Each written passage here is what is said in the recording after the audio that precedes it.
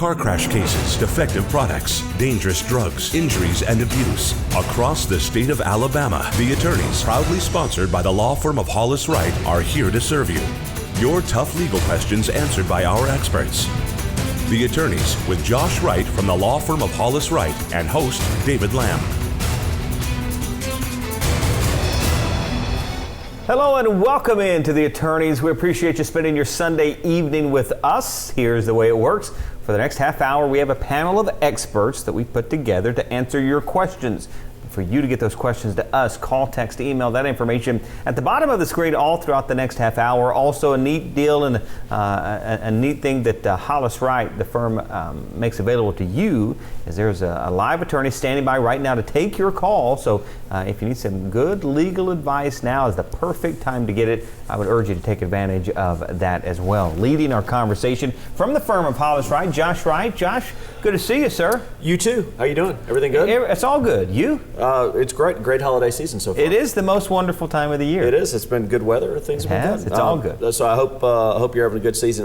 We're going to be talking about a topic that actually comes up a lot, David. In the criminal context, there's some new laws that have become applicable in the last year related to expungement and whether or not you can have a conviction that you've had in the past or a wrong that you committed expunged in some way under the law to allow you kind of moving forward to be in a better position. Okay.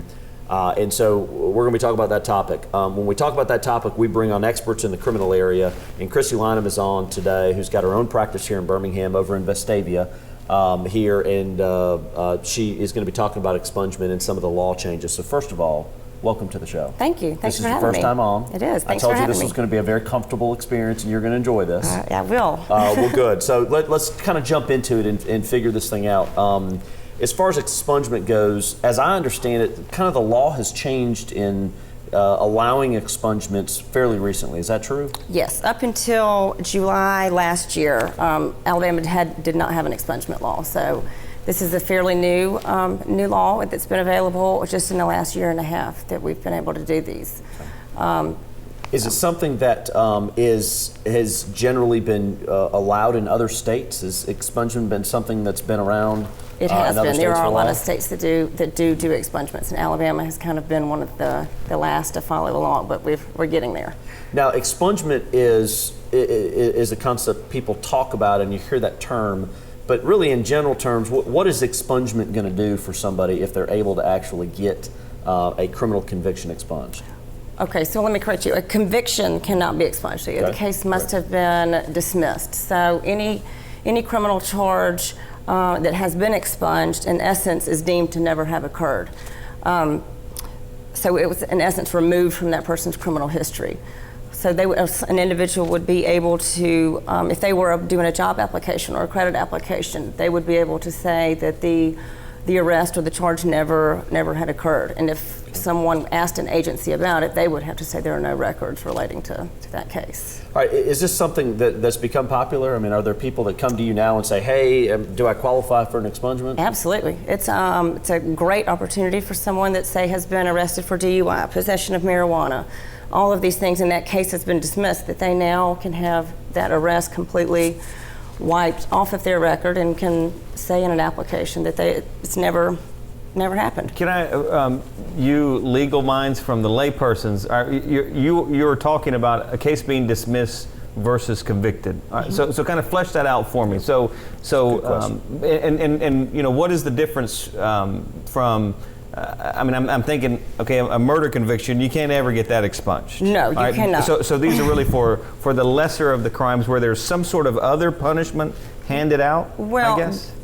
A municipal ordinance, a traffic violation, a misdemeanor, most felonies, anything that has been dismissed, where there has not been a conviction, or if you've been found not guilty at trial, those cases can be dismissed. However, convictions or felony crimes of violence that have been dismissed, such as murder, rape, kidnapping, arson, even drug trafficking. Right. Those kind of cases cannot be expunged. So just to go one step further. All right, so say a kid in school, a kid in high school gets possession of marijuana, some sort of marijuana charge, okay? But they're so young in life, you want to help them, don't want to ruin their life. So is that kind of the perfect candidate for how it would work? If they have gone through some kind of diversion program where that case is ultimately dismissed after they have been through some drug education program, done some drug screens, and the court has dismissed that case, they are the perfect candidate to have. And so it won't show up college transcripts, future hires, it's like it never happened? Right. Yeah, and it's interesting because there are online services right now where you can go and I can search the criminal history of anybody up here. I can search the criminal history of anybody that I work with, anybody that I'm going to hire, and I can evaluate those things.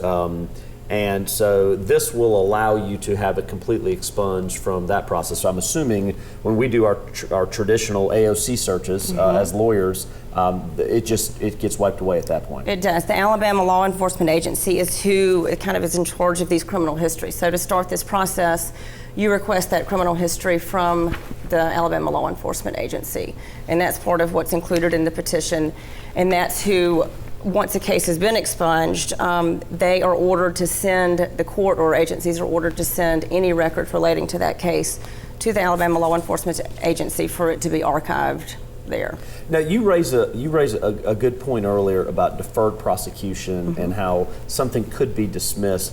Let's flush that out a little bit more. A lot of times, you will see individuals who have an arrest for an event, call it marijuana possession, call it a DUI.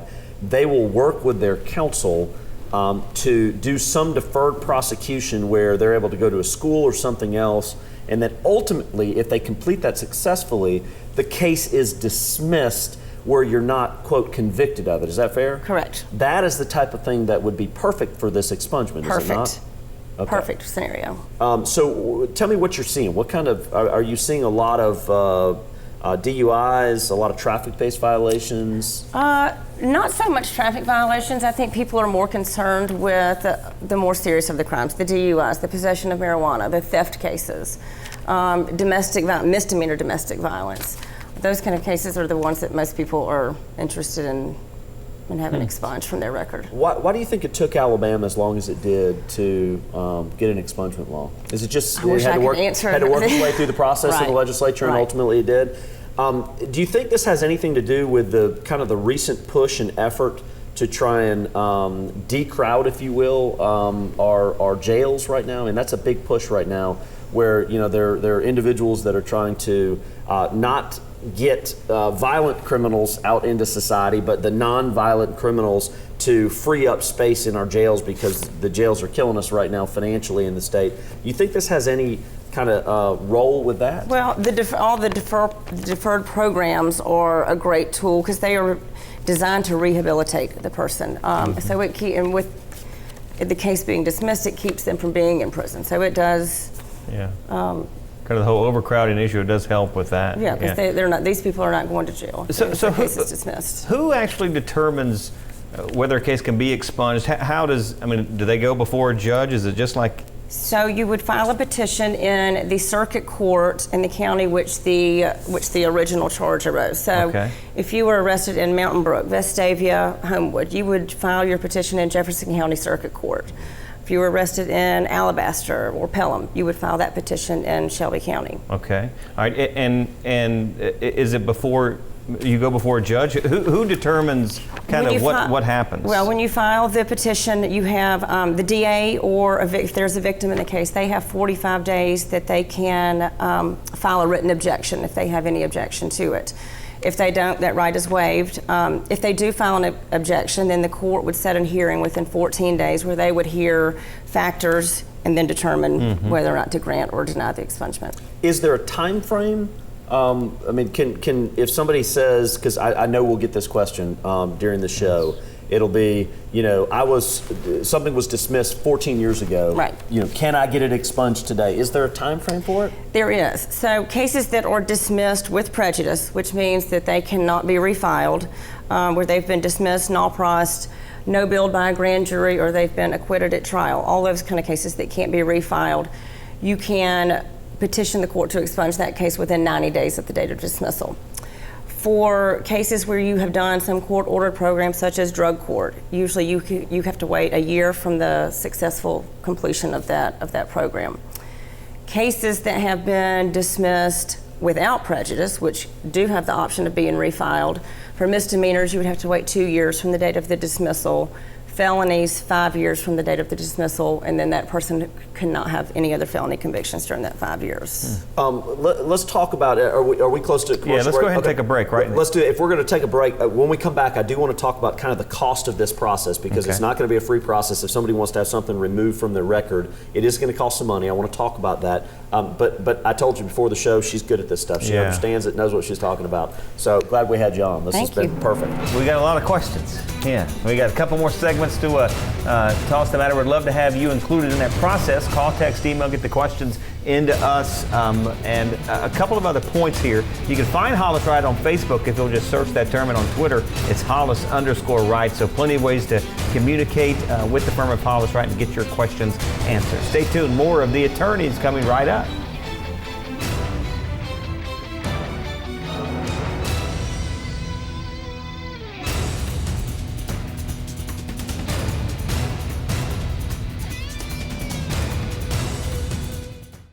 I'm Carter Clay with the law firm of Hollis Wright. Thanks for watching The Attorneys on WVTM 13. Now, we hope you, a friend, or a loved one never need legal counsel for a case. But if you do, the goal of this show is simple: to provide answers and legal counsel when you need it the most. Your call to the show is free, so if you have questions specific to this show or related to other specific legal matters, call, email, or text us to talk with one of our lawyers. You can also follow us on Facebook or Twitter to learn about important legal news that could affect you or your family member. Or simply contact us by going to WVTM13.com and click on the Attorneys link. Now, we know your time is valuable, so thank you for spending it with us and for watching The Attorneys right here on WVTM 13.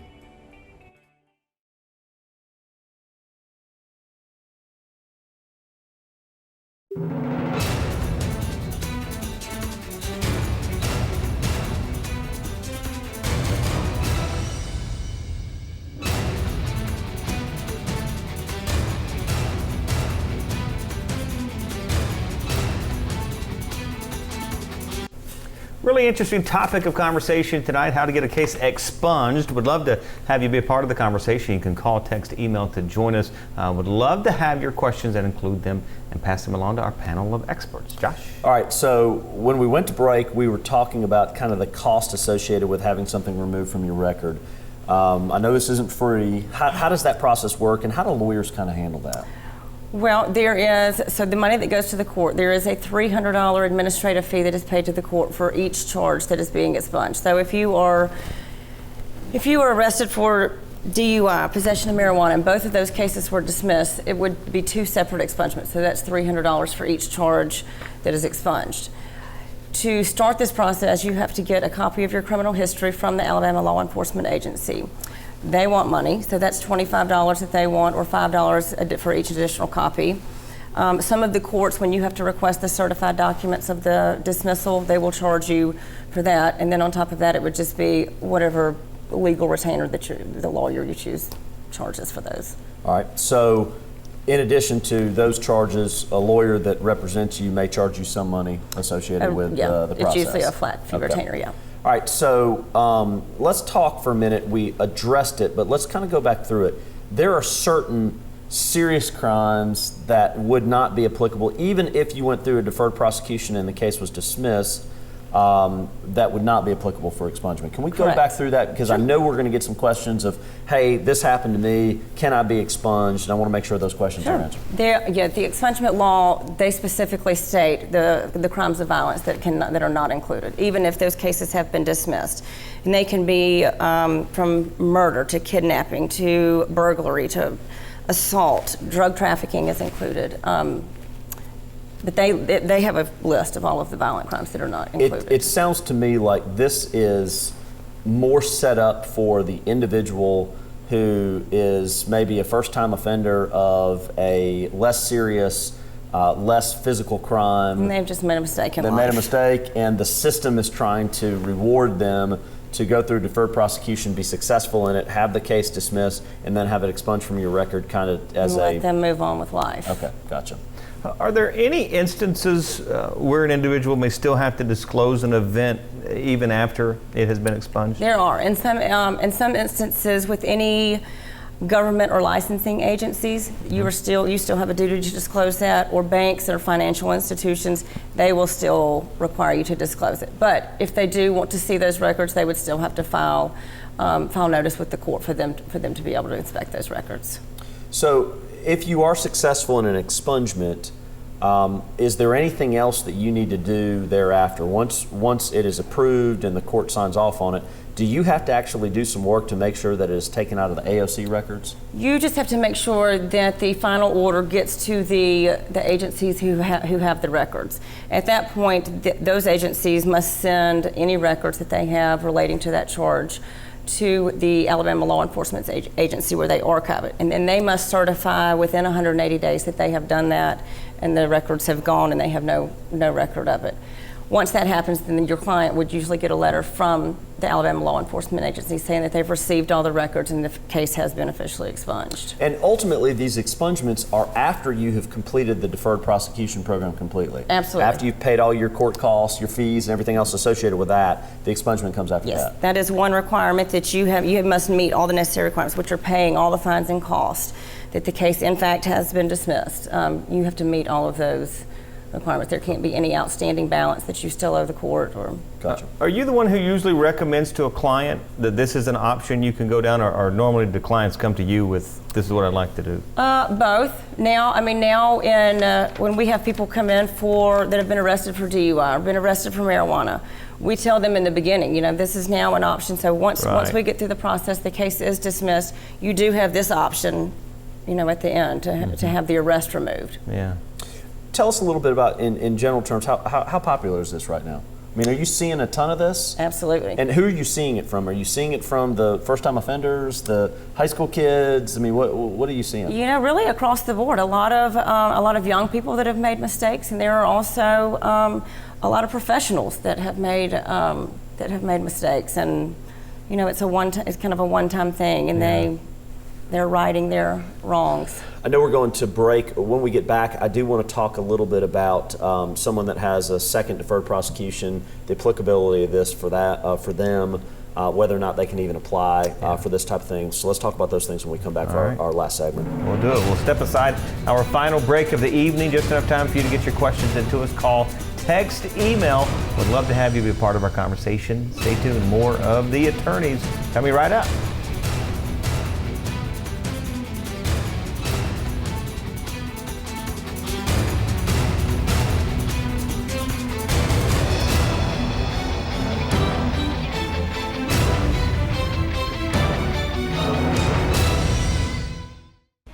I'm Josh Wright with the law firm of Hollis Wright.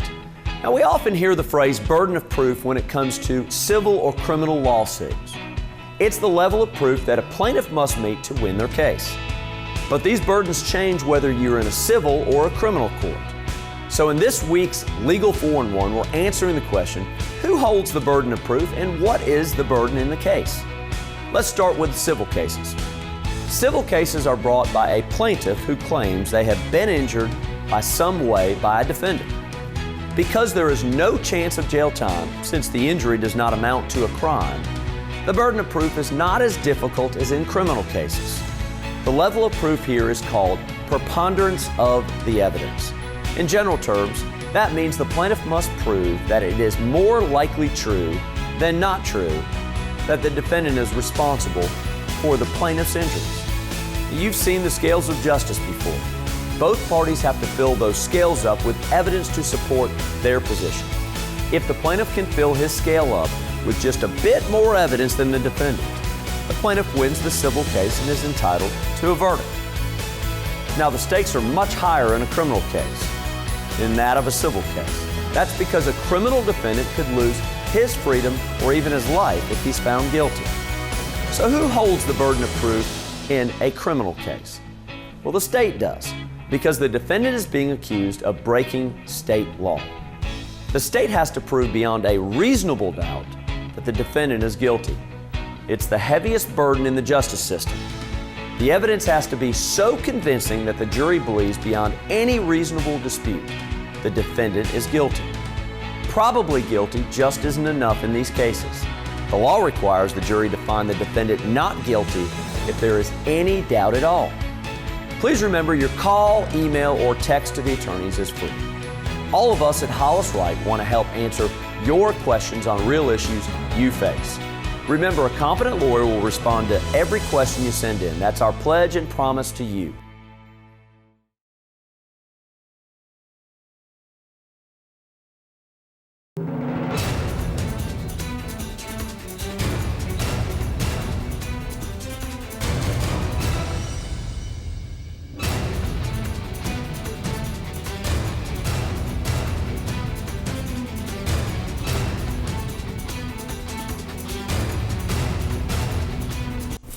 Welcome back into the Attorneys, our final segment tonight. So if you have a question, we'd love to have you get that into us. Call, text, email, and we'll pass it along to our panel of experts. Josh? All right, so when we left to break, I wanted to address the issue. I know we'll get calls and questions about this. If I've had an expungement before, can I have a secondary expungement? Or are you restricted to just one time? How does that work? You are not restricted to just one. If you meet the requirements and the case has been dismissed, you've paid all your fines and costs, you are absolutely eligible to have more than one case expunged. Okay. Now, how did you get into this time? I mean, is it just because the law changed and you kind of bobbed and weaved in your practice, your criminal practice? I think most criminal defense lawyers as soon as this law was available to us, July 2014, kind of just picked up and noticed. I mean, a lot of our clients were interested in having a lot of their cases expunged. Tell us a little bit about your practice in general. I mentioned earlier it was in Vestavia. I apologize. I know it's in Southside, and I should have mentioned that was in Southside. Tell us a little bit about your practice and kind of how you got into this.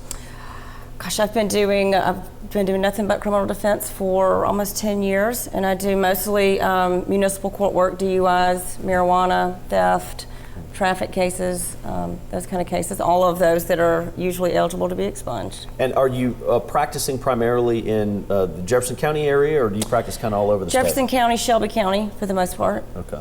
And then for individuals that, for one reason or another, they apply for an expungement, if they don't get it, do they have an appeal route? Is there a way to do that, or is it kind of based on the judge that makes that judgment call on the snap decision there at the hearing to make that judgment call? Well, from the time that the expungement petition is filed, they have the DA or the victim has 45 days that they can file a written objection.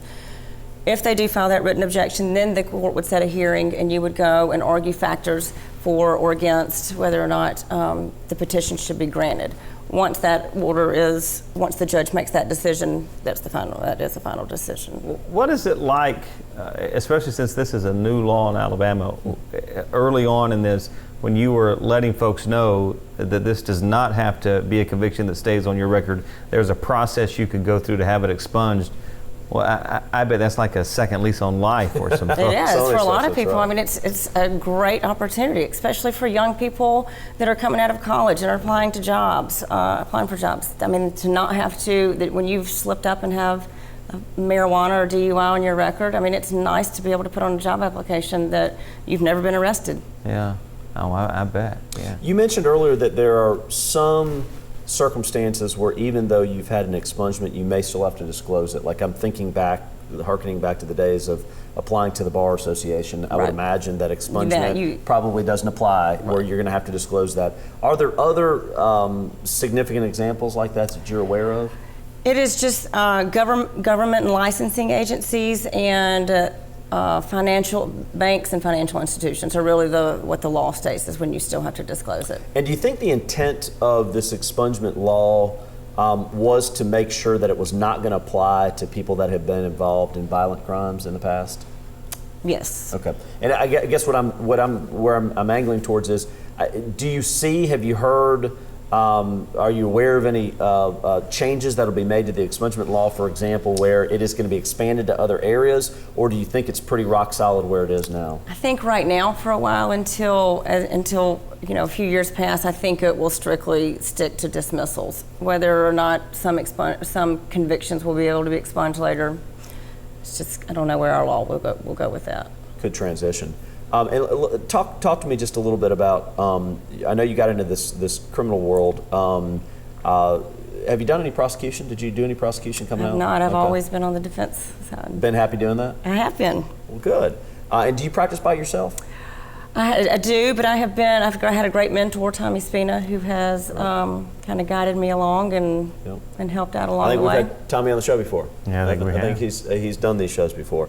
Well, it's a very interesting topic, and what's interesting about it to me, David, is that this really is with the intent of helping out those individuals, whether they're young professionals, whether they're young individuals coming out of school, or even some older folks who simply make a mistake, right, and they're given a second lease on life, like you mentioned too. I think it's a great way for people to use the criminal system to try and rehabilitate themselves moving forward.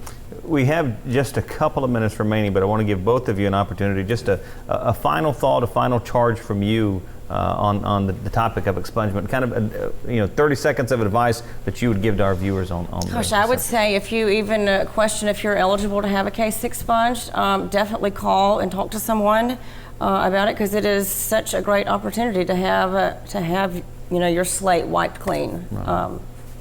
Yeah, and I would say, obviously Christie has a great bedside manner. You can tell she really is passionate about what she does for a living, and she understands that there are people that need rehabilitation and need to have this opportunity.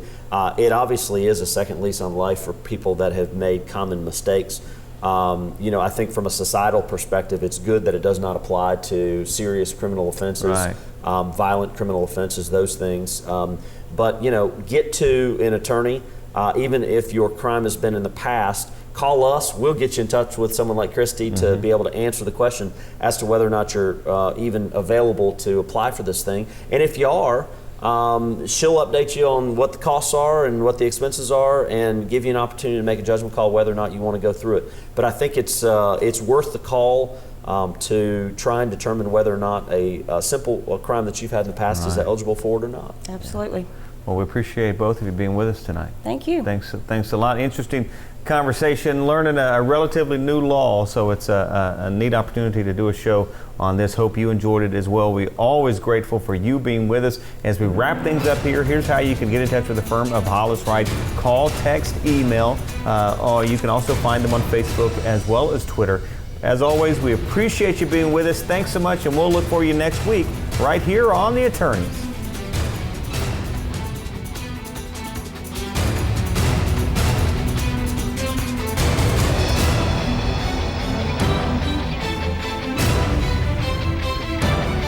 Thanks for watching The Attorneys, sponsored by Hollis Wright.